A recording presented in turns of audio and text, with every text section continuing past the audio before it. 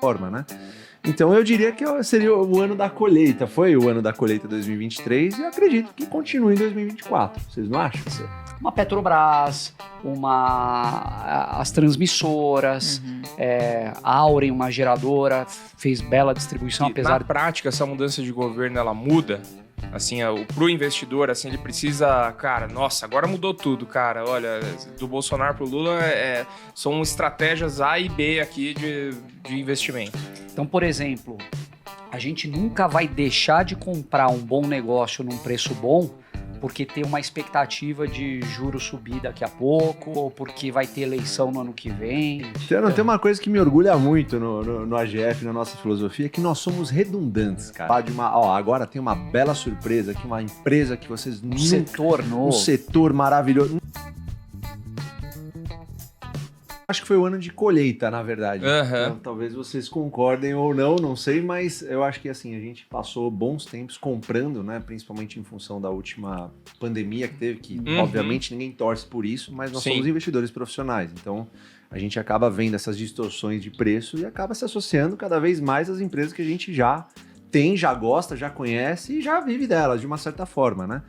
Então eu diria que seria o ano da colheita. Foi o ano da colheita 2023 e eu acredito que continue em 2024. Vocês não acham? Eu acho que sim. O ano de 2023 não foi um ano que a gente investiu aquele caixa, assim, despejando um caminhão nas empresas, porque isso já tinha acontecido um pouco antes. Então foi um ano um pouco de acompanhar, aproveitar uma ou outra distorção de preço.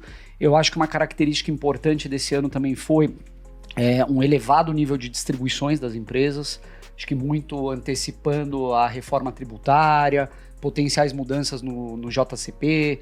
Então foi um ano de boas distribuições. Aqui a gente poderia citar depois até algumas empresas, sei lá, mas uma Petrobras, as transmissoras, a Auren, uma geradora, fez bela distribuição, apesar de ser não recorrente. Então, assim, acho que foi um ano de colheita, acho que foi uma boa definição do Fabião. Gostei também, Fabião. Eu acho assim, a gente saiu de 2022 com caos, né? O pessoal preocupado com o que estava acontecendo no final do ano, devido ao resultado da eleição. E assim, a gente sempre fala que você deve seguir a estratégia faça chuva ou faça sol, né? Independente do ambiente, porque você precisa trabalhar, né? Você precisa pagar seus boletos. Então você continua investindo independente do cenário. Então, para quem continua investindo independente do cenário, acreditando que a gente tem condições de melhorar como país, né? E a gente tem oportunidades na bolsa com boas empresas, essas pessoas conseguiram em 2023 colher os frutos. Não foi um ano onde a gente teve grandes oportunidades de investimento, né? Mas para quem vinha consistentemente ao longo dos últimos anos fazendo esse investimento aos pouquinhos, né?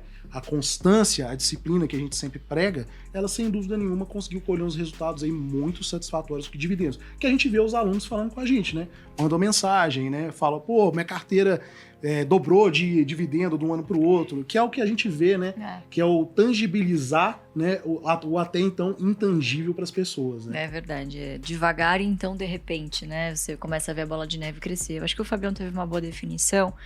Mas é importante a gente lembrar também que 2023 foi um ano de bastante aprendizado, eu diria, né? 2023 já veio carregado com essa polarização de 2022, que é um ano volátil, de eleições, né? E muitas pessoas começaram a questionar a estratégia ou se questionar, né? Enfim, os seus portfólios, em detrimento das suas convicções políticas, as suas convicções pessoais, né? Então, para quem seguiu firme ali, conseguiu ultrapassar essa barreira, pegou sem dúvida nenhuma, excelentes oportunidades, principalmente no primeiro semestre de 2023 e, como o Fabião bem disse aí, tá colhendo os frutos agora, né? Agora, o que me preocupa é que o pessoal tá muito otimista para 2024. Eu geralmente... É uma promessa o ano do ano. Eu costumo não ter opinião própria. Eu vou meio que colhendo ali meio que um sentimento geral da galera, o que a maioria dos youtubers e influenciadores estão... Qual que é o tema quente do momento? E acho que bolsa, assim, você vê vários gestores comentando, pô, se você não entrar agora, 2024 é o ano, porque A bolsa vai fechar, sei lá, 150 mil pontos, tarará. Esperamos, né? Pois é. E aí você começa a ver também qual é a narrativa que impera em grupos de WhatsApp, né? De investidores que costumam tomar decisões nesse tipo de grupo. E a maioria está muito otimista, então, por consequência, eu estou pessimista. Pessimista com o mercado, mas otimista com os meus aportes, hein? Olha aí. E na prática, essa mudança de governo, ela muda? Assim, pro investidor, assim, ele precisa... Cara, nossa, agora mudou tudo, cara. Olha, do Bolsonaro pro Lula, são estratégias A e B aqui de investimento. O que eu acho que é importante sobre a gente falar de economia, né, é que muitas vezes essa análise ela não é linear e ela não é no tempo de reação que as pessoas imaginam, né? Então, uma ação, ela vai ter uma reação pelos próximos anos, né? Então, os frutos que nós estamos colhendo hoje não é de um primeiro ano de governo, né? De um acumulado de últimos governos. Aqui eu friso também, isso começou essa reviravolta, né, no governo Temer. E até hoje a gente está colhendo os frutos positivos disso. Eu acho que muito do que 2022 e 2023 trouxe, de fato, essa dúvida poxa, os ares parece que estão mudando, né? Então, aquele viés um pouco mais liberal, de abertura de mercado, desburocratização, deixa o livre mercado... enfim, deixar a mão invisível do mercado trabalhar, mudou um pouquinho, né? Um governo que tem uma ideologia um pouquinho mais intervencionista, enfim, e a gente está vendo isso acontecendo também nas estatais. Então, claro que você sente essa mudança de ares no ambiente, mas, de novo, dá prejuízo, né? Não é imediato que isso acontece. Exatamente, não é imediato. Quando dá lucro tem alguma coisa errada. Exatamente, não é imediato que essas mudanças reverberam. E a gente tem que lembrar que o mercado ele é um jogo de equilíbrio entre expectativas. 2022 foi um ano em que as pessoas estavam tão pessimistas que carregou muito o preço dos ativos, né? Quer dizer, você tinha uma assimetria muito fora da curva. Então, você encontrou boas barganhas. A partir do momento que o mercado foi calibrando ao longo do ano de que aquela catástrofe que se previa não aconteceu, quer dizer, foi muito menos pior do que o mercado previa, né? Automaticamente o mercado corrigiu e começou a acompanhar os resultados, né, das empresas, que são empresas que conseguiram captar nos últimos anos, né, estão agora em um movimento de desalavancagem, né, e a gente não pode esquecer de comentar também sobre taxa de juros, né, que espera-se que chegue aí, acho que os economistas estão falando de 10%, né, era 10%, agora é 9%, 8%. Então, isso, de modo geral, deixa as pessoas um pouco mais otimistas com renda variável, né? Sim, mas eu diria que a grande verdade é que o macro importa muito pouco para a nossa estratégia. É verdade. Assim, a gente não fica acompanhando taxa de juros, previsão menos ainda, né? Mas taxa de juro, câmbio, inflação, quem é o governante, se é ano eleitoral, se não é. A nossa análise ela é muito mais bottom-up do que top-down, é micro. Então a gente olha boas empresas, bons negócios que a gente entende, que são bem administrados. Então, por exemplo, a gente nunca vai deixar de comprar um bom negócio num preço bom porque tem uma expectativa de juros subir daqui a pouco ou porque vai ter eleição no ano que vem. Isso não acontece. Procuramos empresas que vão durar independente do cenário. A estratégia, eu acho que a beleza dela é essa. É uma estratégia que prosperou nos últimos 50 anos, passou por diversos governos, períodos de guerra, pandemia, superinflação. Troca de moeda. Tudo que você troca de moeda nem se fala, então, né? Planos econômicos. Então, é a prova de balas, de fato, e a gente fica menos sexy, tipicamente, quando a euforia começa a imperar. Sim. Eu acho que é um pouco do que a Lu estava falando, né?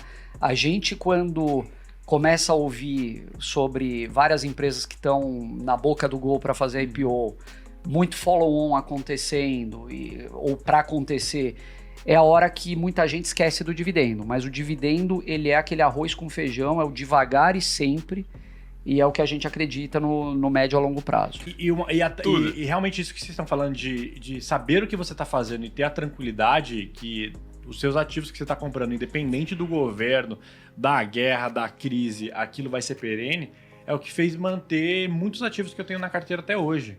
Que eu acho que é uma coisa legal, que vocês pregam muito nisso, que eu acho que realmente a pessoa que está assistindo esse podcast e ela não investe ainda, ou ela quer começar a investir baseado em alguma tese, eu acho que é fundamental uma tese de diversificação e conservar patrimônio. Não Exato. é uma loucura de tipo assim, cara, eu vou dar a tacada do ano e é esse ano que eu vou pegar 10 mil reais e transformar em 1 milhão. Sabe que é um negócio, tacada Kaique? é difícil, Só uma coisinha. O que é melhor? O que você prefere? Você dá uma grande porrada, mas você perder a sua saúde, ou você ir devagar, mas você chegar lá do mesmo jeito depois de alguns anos, mas com saúde e com tranquilidade. Com certeza. Isso tem uma lógica. E tem uma lógica por trás, né? Porque geralmente a porrada, ela tá associada a um nível de risco exagerado. Sim. Então você vê um fundo que subiu 50% no ano, mas se você só olhar essa informação, não diz nada. Se você abrir a carteira dele, você pode ver que muitas vezes ele está exposto a um nível de risco que mais cedo ou mais tarde a conta pode chegar. Então a gente não está disposto a isso. Mas eu acho que só um ponto que eu queria falar rapidinho. Você falou do negócio de ter a segurança para investir no momento que está todo mundo desesperado, né? Você falou do Joesley Day, por exemplo, acho que era 18 de maio de 17, né? Que foi aquele caos. Duas vezes momento perfeito para começar no mercado, aliás, né? E ali, o que a gente faz não é nada diferente do que um empreendedor faria no seu negócio. Pô, você tem um negócio que você conhece, você tem contato com os clientes, contratos de longo prazo, chega um momento de caos que o teu fornecedor está vendendo máquina pela metade do preço, você consegue alugar um armazém do lado do teu para ampliar, porque o cara está enforcado e precisa alugar. Você vai fazer isso. Então, ele está ampliando o negócio dele, a participação eventualmente, né? Muitas vezes você vê muito controlador comprando ação barata, programas de recompra e tal. Sim. Então é a mesma coisa que a gente faz. A gente muitas vezes tem a confiança para dobrar, eu não gosto de falar aposta, mas dobrar a participação eventualmente numa empresa de qualidade num preço de barganha. E você sabe que essa segurança também investir é um processo, né? É uma jornada de longo prazo que ela é simples, mas ela não é fácil. Isso tem muito a ver também com a humildade de cada um de nós de se manter no seu círculo de competência. Então, legal. Muitos investidores falam sobre isso, né? Sobre você investir no que você conhece, enfim. Não só aquilo que te é familiar, mas aquilo que você estudou, naquilo que você tem uma segurança de que você sabe o porquê que você está colocando aquilo na sua carteira, né? E que consegue acompanhar de perto. Então, é simples, mas não é fácil, né? Vocês nunca vão ouvir da boca de ninguém aqui que vai ser fácil, né? Mas é recompensador. Tudo que dá trabalho e que dá recompensas no final exige disciplina, exige paciência. Tem uma coisa que me orgulha muito no AGF, na nossa filosofia, que nós somos redundantes, cara. Se você vê nossos podcasts, desde que a gente começou, a gente sempre fala as mesmas coisas. E não é à toa. É porque é muito fácil você se desviar da jornada, de ficar comprando, mantendo. E quais empresas? A gente não fala... Você não vai ver a gente falar de uma... agora tem uma bela surpresa aqui, uma empresa que vocês... setor novo. Um setor maravilhoso. Não, a gente está sempre falando das mesmas empresas, dos mesmos setores e da mesma forma de investir. E isso traz um pouco da consistência que nós temos em fazer a mesma coisa há mais de décadas. Nós estamos há mais de uma década no mercado, há quase 2, alguns de nós. E o Barsi, então, há 50 anos fazendo a mesma coisa, né? Que é comprar, recomprar, manter, recomprar, manter. E isso revela um pouco do comportamental que você deve ter e desenvolver na medida que você está navegando no mercado de ações. Porque é o que você falou. Você vê assim, cada dia dá vontade de você pegar a próxima oportunidade. E a gente está dizendo aqui há anos que a melhor oportunidade é você sempre comprar uma empresa boa e manter ela por muitos anos.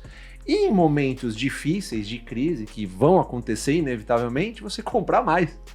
Viver de dividendos é isso, não vai acontecer do dia para noite, infelizmente, você que está nos ouvindo aí, não vai acontecer do dia para noite, infelizmente, a não ser que, sei lá, você tenha vendido sua empresa, seja um grande empresário e tal, aí você consegue. Do contrário, trabalho de formiguinha, é mês a mês, é fazer o que você faz melhor no teu trabalho, juntar um pouquinho no final do mês, aporte. Desliga home broker, mês que vem, mesma coisa. Final do mês, juntou, aporte. Só que você faz isso mês 1, mês 2, mês 3, ano 1, ano 2, ano 3, década 1, década 2, década 3. E é assim que você constrói bilhões. A maior parte da fortuna, por exemplo, do Warren Buffett veio depois dos 60 anos, alguma coisa assim. Nossa, é loucura, né? Então é loucura você pensar nisso, mas acontece. Só que demora. Que bom que demora, porque você vai se transformando também numa pessoa melhor. Você vai aprendendo a ter mais paciência, mais disciplina, mais consistência. Investir é muito legal, cara.